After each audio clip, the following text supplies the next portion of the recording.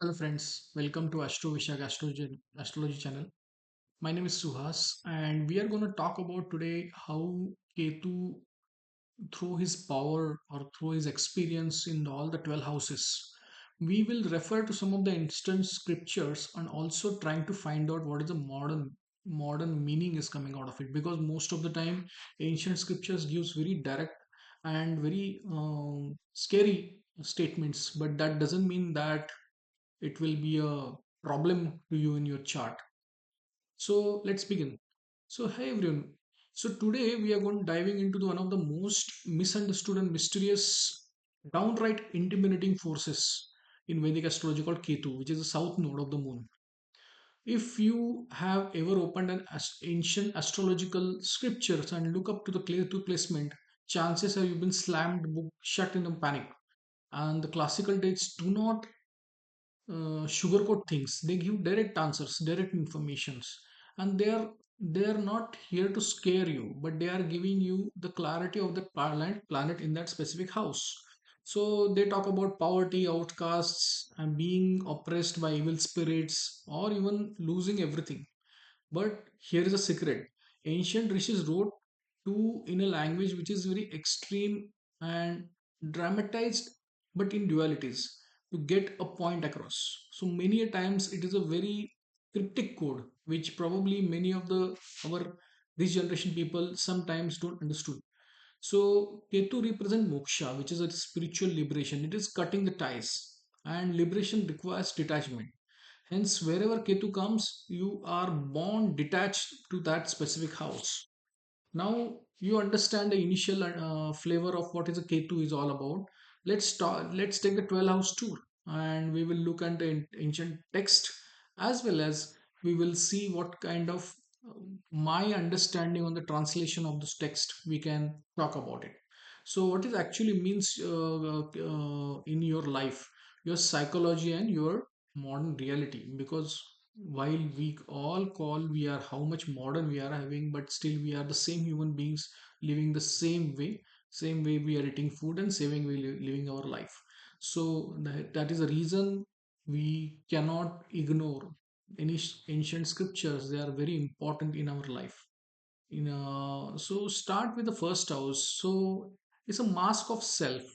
So what is the ancient scripture saying is when Ketu comes in the first house, you're going to be very ungrateful, unhappy, and talebearer, and deforming body, and fallen from position. So if you look at this statement, obviously the first thing come in the mind, everything is wrong. I have a bad Ketu. Sorry, that's not the right thing. The first house is your physical body and your identity. So when Ketu sits here, you are born with a deep subconscious feeling that your physical identity doesn't really matter. So when you see you have it mentioned that deformity, it is actually not the deformity, it is actually your thought process you are talking about. You might struggle to figure out who you are. There is always a confusion and early in life. Okay, but eventually the ancient text also calls it unhappy or deformed because Ketu dissolves the ego. So me, I, me, myself kind of thing. If anyone is having Ketu, actually disconnect or dissolve this ego. And in the modern world, you got a chameleon kind of quality where you don't care about the social status, but you can make you an outcast to materialistic people. So, but highly evolved, very deep, intuitive, spiritual soul to everyone else. So people will learn a lot from you. That's the first house Ketu is all about. Second house Ketu, which talks about the speech and your family, resources, everything.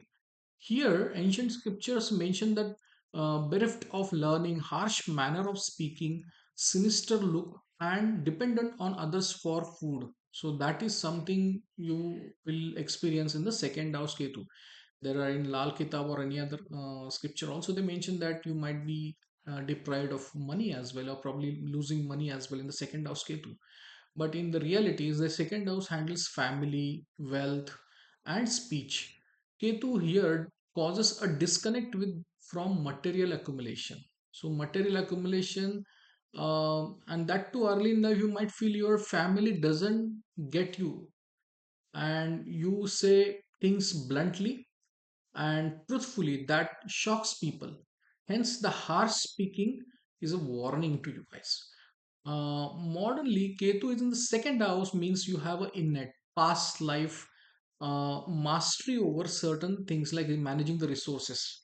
So you don't obsess over hoarding money. So understand what is meaning. You have a less interest in accumulation because you are knowing how to handle your resources, when to use more, when to use so that mastery makes you to reduce the unnecessary accumulation of wealth. That is where you can look at it. You speak raw and unfiltered truth, and that cuts through the other's point mind. Everything happens. So that's where people sometimes don't like. Truth is reality, and it's very harsh reality, and people don't like if they are here. People are more interested with the diplomatic conversations where only talk good things about others. That's not true, because these people start speak from their heart. Third house, it's a warrior mind. Here ancient scripture mentions you will be long lived, renowned, happy with spouse, but a deprived of a brother. So in modern reality, the text mentions it's a pivot. Third house is a upachaya, where house of efforts, which grows as you aged. Ketu 3 thrives here because it cuts away fear. Because once the fear is cut, you they see a very raw and powerful and courageous warrior. In today's context, we can say that you have an incredible mental resilience and ability to execute tasks without any needing any validation from others. The deprived of brother part simply means there might be a physical distance or lack or a closeness, or some ties with sibling could be issue. Because your self-reliance is so absolute, you may not want to depend on your neighbors or friends or even your siblings. That is the real meaning of third house Ketu comes. Fourth house Ketu is the inner sanctuary. Here, ancient text means mention here that will leave another man's house, lose lands, mother, and happiness, forced to leave the native land. So this is another area which you see that people have been asked to move out from home or move out from country or move out from the state. But in the reality, the fourth house is your home, your mother, your peace, your emotional foundation. And Ketu here acts like a vacuum, sucking out the conventional sense of emotional security tied to the physical place. And the ancients saw this literally as losing your home. Today, this manifests in the internal restlessness. So people have kind of restlessness at home. You might be ambitious and you might travel to abroad and settle there. Consequently, no physical house feels like home. So wherever you go, you will not like this is my home. You've been detached even in your home and own home. And your this lesson is learning that true emotional peace is an inside job, completely independent of bricks, mortar, or even geography. That is where the fourth house Ketu is gonna teach you. Fifth house Ketu is a spark of creation. Obviously, the creativity comes in the fifth house. Ancient texts mention it will be deprived of children, evil minded, or oppressed by goblin or evil spirits. But in the modern reality, I will say in today's context, we can say, don't worry, you are just being, aren't being just haunted by the ghosts. Fifth house is a ancient intellect, romance, and children. Ketu here means you carry a intense and almost overwhelming past life repository of your knowledge. So people may have some kind of past life memory as well. The goblin actually high vibrational, erratic, and spiritual insights you might get. Overthinking can be a problem. Intense anxiety that floods. Always your mind is getting flooded with this kind of anxiety and unwanted some thoughts. That is the real reason where you feel that okay, I'm getting haunted, or I'm feeling little bit religion kind of thing. When it comes to the children's or creative projects, there can be a feeling of detachment with, but or maybe delay. Okay, but ultimately grants an incredible, unique, and unconventional mind. Generally, none other than can able to understand you. Your insights are very thoughtful and very deep. Sixth house, which is actually we are talking about the problem solver. It's a fabulous place where ancient texts mention that you are magnanimous, full of best qualities, and firm and vested with high authority, and vanquishes enemies. That is one of the area where you can look at it. In current context, when we look at it, it is another major win in the classical text. The sixth house rules date, enemies, daily conflicts, your daily efforts. And Ketu is a headless and fearless force. So since the head is not there, emotions are not there. So fear is also not there. So when it placed in the sixth house, it can simply doesn't compute fear. He doesn't understand fear. So he doesn't understand a fighting problem with the enemy. He feels enemy is enemy. I'll give my 100% to fight with that guy. And that's the reason if enemy attacks you, don't panic. You stay detached and look at them like a math problem. So Ketu is also connected with mathematics. So my good mathematicians from our Ketu is. So when you look at a very calculative moves and calculations based fight, and probably strategic, very much strategic. But obviously you will not get attached to the war or even if the fight or conflict. You will just want to finish like as a task and move on. And this also makes you exceptional crisis manager, because as you are not getting attached, so emotions are not there with the conflicts or issues and struggle, then you feel it's like a system approach of problems. So problem comes, you will go with the step 1, step 2, step 3, step 4, and you finish it up, so without getting attached. And so what happens, you come out of one crisis, and if another crisis comes, you will again come out of that. So you're not getting attached to crisis. That's a fabulous thing happens here. And you are a sharp healer, because sixth house is also healing, where whatever you do, it's a service of healing. An unstoppable force in corporate litigation and a problem solving capability are absolutely at the best. So this is the sixth house Ketu. Seventh house Ketu is a mirror in relationship. So what ancient texture makes mention that suffers humiliation, associates with fallen woman, and separated from wife, and some problem related to bowel disease. But in reality, the seventh house is a house of marriage and others, other half or a better half, whatever you can call it, or your descendant. Ketu here means you are seeking a soul level connection. You don't want any superficial relationship, and that is exactly where people are confused to handle the challenge with to understand the relationship. They are looking hard toward connection, and people who are very practical, they may not be able to settle with that, and they want the best of the best in that relationship, which makes very conventional and mundane relationship feels like incredibly unsatisfying. So people doesn't understand them, the truthness, they don't speak with the truth in the relationship, there is a problem. So ancients saw this as a separation and humiliation. However, it means you cannot tolerate a superficial partner. You, if you try to marry for a money, status, or look, Ketu will dissolve it. Just remove it. You need a equal spiritual partner, equal heart to it conversation partner. Then things will really flow well. The bowel disease translate to modern gut health issues. Obviously, today many of the people faces this kind of gut health, the challenges they face, and this is causing a kind of anxiousness, toxic energies of the people around you. That is the seventh house Ketu talks about. When I talk about the eighth house, typical relation or conversation comes, it's a occultist or astrologer. Separated from the ancient text says you are separated from the near and dear ones, quarrelsome, short lived, and injured by weapons. Now, when I look at in today's context, when we see that eighth house is about secrets, transformations, and occult knowledge, and if this makes Ketu very highly mystical and hidden, and the injury by weapon or a short life was a ancient code of for sudden and shocking physical transformation. and somewhere the ego is gonna die here. That's the reason death of ego we can call.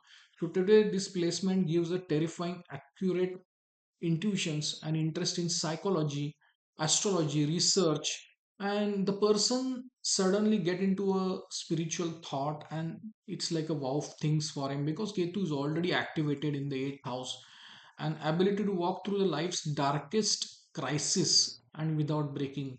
So person is very strong like Iron Man. You are the person other are call when their world is burning down, when they will remember you that you are the person who can just save them. That's a true Iron Man story. Um, Ninth house, the Maverick beliefs. Ancient text says the indulges in sinful, unrighteous action, deprived of father, and poverty stricken. Now, if you take in that way, it will be wrong to take as a word to word meaning of it. But in reality, ninth house is also house of religion, gurus, and dogma. Ketu here makes you a very spiritual rebel. So ancient who valued rigid spiritual rituals looked at the ninth house Ketu person and say, "Aha, this is an unrighteous sinner." Why? Because you don't blindly follow any dogmatic rules. And also in today's context, this means you don't need a middleman to talk to God. You feel you can talk to Him. By the way, this ninth house Ketu, if they bless anyone, that person will rise in life with material as well as spiritual progress. So it's extremely important he is having the powerful blessing hand. You seek direct and experiential truth. There can be sense of emotional distance from the father, possibly that could be because of planet also act in according that way, forcing you to become your own ultimate authority. So somewhere you are a lone warrior and lone survivor or lone pathbreaker. So that's where you build yourself in the ninth house, in the Ketu in the ninth house. Now, 10th house, it's a quite professional, okay? He doesn't speak. Ancient text says obstacles and good acts, impure, but very bold and famous for valor. So he will take things on his heart and he will fight it face to face. Modern reality says that the 10th house is a public career and status, and Ketu here creates a bizarre paradox. What kind of paradox? You are incredibly good at your job, you will be absolutely great, you are bold, full of valor, but you don't actually care about corporate titles or fame. You are not interested what is my designation, what is my power, what is my authority. You are not worried about it because you've been already experienced in the past life and you're not getting, you're just doing your job, that's it. Because you don't play a political office games, the ancient noted it as like an obstacle. So you can be an obstacle for other who is really looking for a growth. In modern corporate world, this is placement often creates a brilliant behind the scene operator who actually could be a strategist, a genuine advisor, and who lets someone else take the spotlight uh, while they quietly run the show. They are okay if someone taking the credit of their work and still they are okay. They know that um, rubber khawala, my God is gonna take care of me. I don't worry about others who takes my credit and this all small petty issues and competition in the job or office politics. They're not interested. You're much ahead than all this thought process. So really it's not a bad deal because you are saving your lot of bad karmas. You are not doing those bad karmas, and that's where you are out of the challenges easily. Secondly, I say karmic relation where your karma is coming to an end or it is abruptly going to end in the 10th house Ketu. That means you are not, you probably want to finish your karma quickly. So that's the reason you are, by soul level, you are not interested to increase more and more karmas. 11th house, it's a disconnect network. Ancient texture also says that accumulated wealth equipped with good qualities enjoy luxuries, successful in all undertakings. But in today's context, when you look at it, this is house of gains and large networks. Ketu here acts as a magnet for material success, mainly because you aren't desperately chasing for it. Okay, and you have a relaxed attitude which is towards the money. So you are really not getting attached to the gains, or what my gains are there, what my incentives are there, what is my achievements are there, what is my recognitions are there. You are not worried about it. You are absolutely allow it to flow as you easily. So whatever it comes, you say, okay, God has given me enough. I am happy with that. And the modern catch is here: if you are surrounded by hundreds of friends in a party, or in a group, or where in a social gathering, and even you have thousands of followers on online, you will always feel like a lonely. You will feel that I am, who am I, why I'm here, and all those kind of questions keep coming to you. And detached from the crowd, you are always alone, and you prefer deep individual bonds over superficial clicks or clickbaits, I can say.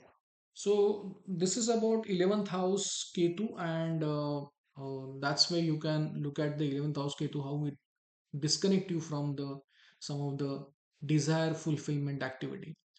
12th house is the ultimate release. This is the best position for Ketu. Ancient text still says that it's a commit sinful act secretly, because bed, obviously, squanders money on undesirable purpose. You understand, again, it is coming to the point of pleasure where you are looking, and which is a confidential pleasure which you don't want to seek, seen, shown, or seen by world. And some of the IDCs are expected. In modern reality, when we look at it, it is like a Ketu's favorite house, the house of isolation, dreams, and the subconscious. Ancients saw secret sins and squandering money, but because this placement makes you lose track of material world, so you will lose a track. Obviously, you will be not interested what is happening with money. You would rather spend money on a spiritual retreat or a solitary journey than the investment of property. So at right investment, right placement doesn't happen. That is the reason sometimes people feel it's a squandering of money. Modern displacement also a deep dream states, astral travel, high intuitions, and even eventual enlightenment. This is a fabulous thing. This is what people are looking entire lives, nor multiple lives. This is the ultimate sign of soul is wrapping up its earthy karma. If anyone having this kind of placement, who will say it's bad? It is actually giving you opportunity to leave all these the iterations of lives, just finishing the past fruits, or experiencing the past fruits, and completing the past karmas. That is where your life goes into that, and this is a good exit you opportunity you have. So, in conclusion, when I look at it, when next the Ketu is in your chart, remember it's not a curse. It's simply a celestial signpost pointing to the area of your life where you have already graduated. So, if you've been already completed your high school, do you want to go back there? You may not. That is where it is. Ketu is telling it's you already experienced. Don't waste your time. So, where are you being asked to be deeper and more spiritual truth? When material desire over, the only vacuum is remain with the spiritual learning or curiosity. So wherever Ketu goes, he's saying that in that specific house related, be spiritually, you use that vacuum rather than getting back into the that trash of material world. So that you already experience, you already thrown the trash out of your home. Do you want to again get that trash back and again evaluate those trash? No, you don't want to. So once you clean your house, mind is clean, you don't have any more expectation. That specific part, you can have a very glimpse of liberation of that house. So don't say that I have, my life is gonna, this is life is always bits and pieces. Something they will give, something they will take, and whatever has been taken doesn't mean they are harsh with you. It is mean that you already utilize, the karma is over, move on. That house story is over. That is where you should look at the Ketu in each houses. So let me know which house your Ketu is there. I would love to see your comments and I will respond to that. And also, if you like my video, please press the like button. If you like my channel, please subscribe my channel. And also share with your friends and family who is very curious about Ketu or any other planet. You do share my videos to friends and relatives. So till then, enjoy the Ketu life and see you in the next video.